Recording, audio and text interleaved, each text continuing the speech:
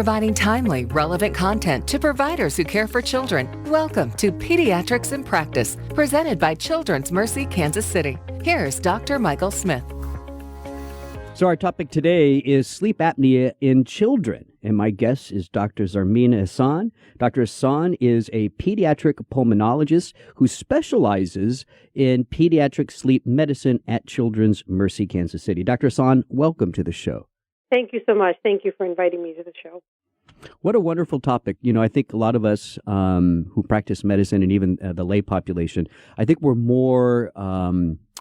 we know more about the adult side of this problem, right? Sleep apnea, but I think we get a little confused of what exactly is sleep apnea in a child. So I think this is a great topic. So Dr. Ehsan, let's just start with a real nice, simple question. What causes sleep apnea in children, and is it different from adults? Okay, great. And yeah, you're absolutely right, Michael, that, this is pretty common in adults, and we hear about it all the time on the news and on the radio, but pediatric sleep apnea doesn't get as much press. And it's pretty common, so the prevalence is anywhere between 4 to 6% of the population, so 4 to 6 people out of 100, children out of 100 will have it. It's basically a breathing problem that occurs during sleep. So, and there's 2 types of sleep apnea. There's the obstructive sleep apnea, or OSA, which is more commonly and similar to what adults have. There's another type that's rare. It's called central sleep apnea, or CSA. And the way I like to explain OSA, or obstructive sleep apnea, is that basically there's an obstruction or narrowing in the path from your nose down to the opening of your lungs, and this is called the upper airway. So from your nose down to right where the lungs open up, that whole path is called the upper airway, and any narrowing there can make it harder to breathe and make it really hard to breathe at night when you're laying down and you're asleep. And there can be different reasons for this narrowing or obstruction, and we can talk about it a little bit later, but big tonsils, for example, can just, obstruct that pathway. And so this all results in less air or oxygen going from the outside into your lungs and results in sleep apnea. The rarer kind of sleep apnea, the central sleep apnea, is where there's a delay in a signal from your brain telling you to breathe when you're asleep. So your brain is pausing, it's not telling you to breathe, so you have pauses in your breathing at night. But that's pretty rare. Central sleep apnea is, again, a rare type.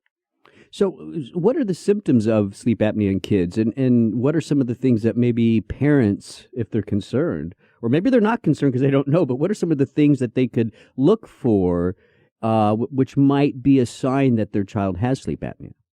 Yeah, that's a great question. So some of the symptoms are similar to adults. So snoring and pauses in breathing at night, or gasping during sleep, those are symptoms of sleep apnea. Other things that are more common in little kids, they often don't snore as loud as older adults do, but they'll be noisy. So if you can hear them breathing at night, if you close your eyes and you're standing at the door and you can hear your child breathing, that may be a sign of sleep apnea. The other thing is that some kids you'll notice symptoms during the day. So they're sleepy during the day. They didn't take naps before. Now they're suddenly taking naps. They're asleep on the bus to and from school. You're driving to the grocery store, 10 minutes away, and your child falls asleep every time. Those are signs, and that's a sign of this excessive sleepiness during the day. The other thing kids have that adults may not have is behavior problems at school. So very often these children are diagnosed or confused with ADHD type symptoms, but it's actually sleep apnea that's keeping their brain awake at night. They're not getting restful sleep, so they have trouble focusing, trouble staying on task during the day. So often when kids will see me in clinic, somebody would have diagnosed them, or there's a concern for ADHD, when really they have sleep apnea that's causing the daytime problems. Right. Wow. What a great point to bring up, Dr. Ehsan. I think that's something all practitioners need to be aware of, right? So many kids being diagnosed with attention deficit. Maybe we need to think about sleep apnea. And I get it, right? They're just not sleeping well at night. So during the day, it's hard to concentrate. They're irritable. Those are those behavioral problems. They're falling asleep. I mean, it makes sense. What's the negative side here? If we don't treat this, if we don't diagnose it, or if we let it go untreated, what's the consequences? That's a great question. So the immediate sort of negative effects are functioning during the day. So poor school performance, just decreased cognitive ability to think, and just behavior problems during the day. Other long-term negative effects are mainly to your heart. It can have an effect on your heart and other systems in your body. So essentially, you're not sleeping well at night. Your sleep is disrupted. Your brain is awake all night. There's changes in the oxygen levels in your body, so it's stressing your heart, stressing your brain. And so there's lots of reports of this leading to high blood pressure later on, heart disease, stroke, diabetes. So really, untreated sleep apnea going on for years can lead to some of these really major health consequences. And how do we diagnose sleep apnea in kids?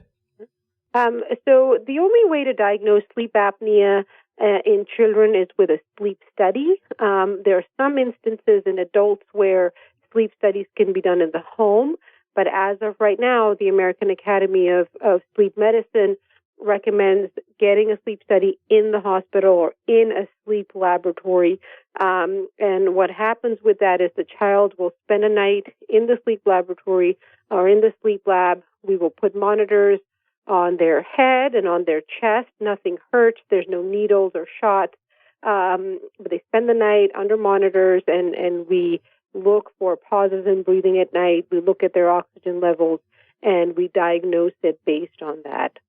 And so if you do diagnose sleep apnea in a child, how are we treating that today? There's different treatment options, and it depends on the severity. So there's mild sleep apnea, and there's more severe sleep apnea.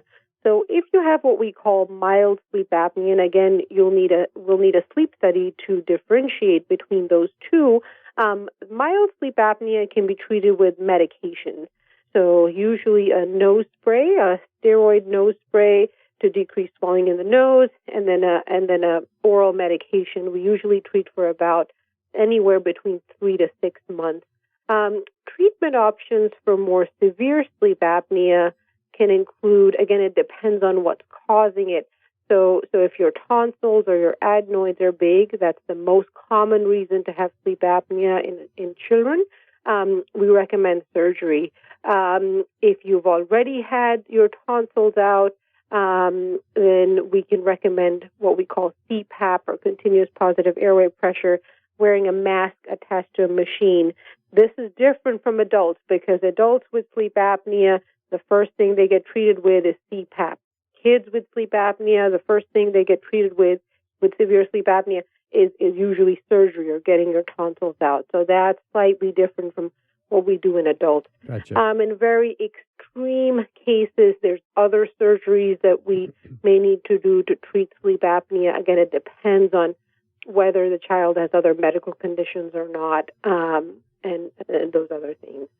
Well, Dr. Ehsan, you are a pediatric pulmonologist, and you specialize in sleep medicine, and I know you're involved and work really hard in the pulmonary clinic at Children's Mercy. Tell us a little bit about how the pulmonary clinic approaches their patients and family when really diagnosing anything to do with the pulmonary system.